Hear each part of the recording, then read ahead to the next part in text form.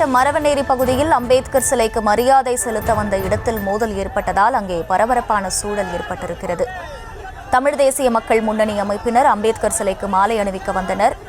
அங்கு காத்திருந்த பாஜகவினரை பார்த்து அவர்கள் எதிர்கோஷமிட்டதால் அங்கே பரபரப்பான சூழல் ஏற்பட்டிருக்கிறது. அந்த காட்சிகளை நாம் திரையில் பார்த்து வருகிறோம். தமிழ் தேசிய மக்கள் முன்னணி அமைப்பினர் அம்பேத்கர் சிலைக்கு மாலை அணிவிக்க வந்தனர்.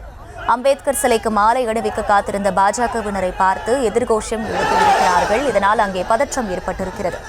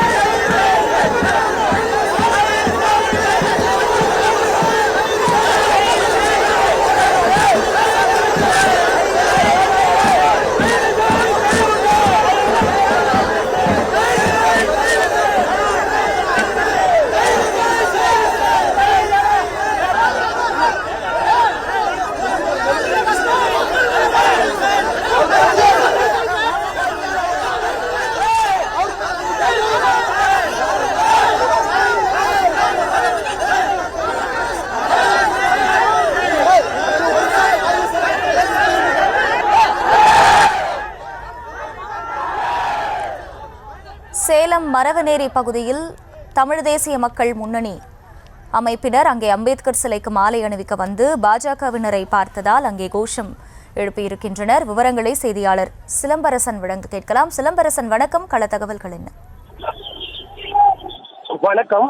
அம்பேத்கரின் 135வது பிறந்த நாளை முன்னிட்டு சேலம் மரவநேரி பகுதியில் உள்ள அம்பேத்கர் சிலைக்கு காலை முதலே பல்வேறு அரசியல் கட்சியினர் மாலை அணிவித்து வருகின்றனர். குறிப்பாக அம்பேத்கரின் ஆதரவாளர்கள் உள்ளிட்ட பல்வேறு அரசியல் கட்சியினர் மாலை அணிவித்து வருகின்றனர்.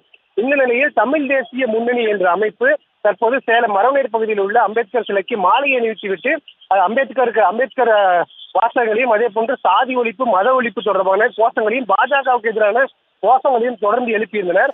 இந்நிலையில் அடுத்ததாக மாலை அணிவித்திற்காக வந்து காத்திருந்த பாஜகவினர் இந்த பாஜகவுக்கு எதிரான கோஷங்களை கண்டு ஆத்திரமடைந்ததால் இருவருக்கும் மாற்றி மாற்றி மோதல் ஏற்படும் சூழல் ஏற்பட்டது.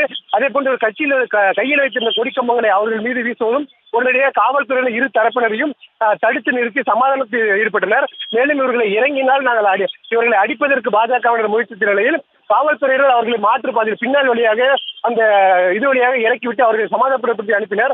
இந்த நிலையில் இங்க பாஜகவுக்கு எதிராக தமிழ் தேசிய முன்னணியின் கோஷம் எழுப்பிய காரணத்தால் இங்கு பெரும் பரபரப்பும் மோதலும் ஏற்பட்ட சூழல் என்பது காவல்துறையினர் தற்போது அவர்களை சமாதானப்படுத்தி அனுப்பியுள்ளனர். விவரங்களுக்கு நன்றி சிலம்பரசன்.